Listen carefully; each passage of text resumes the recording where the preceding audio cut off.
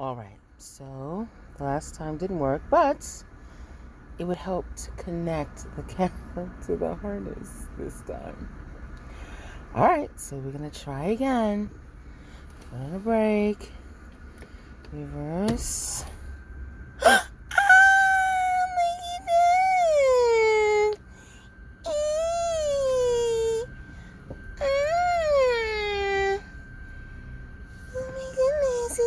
Now.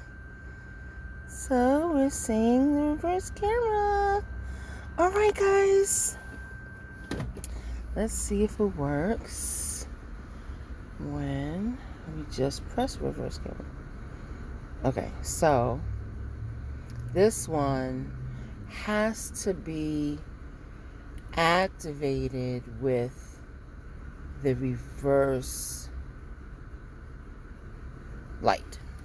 So this connection, this wire is the reverse light trigger from the radio harness, and this light is this wire is actually the from the camera.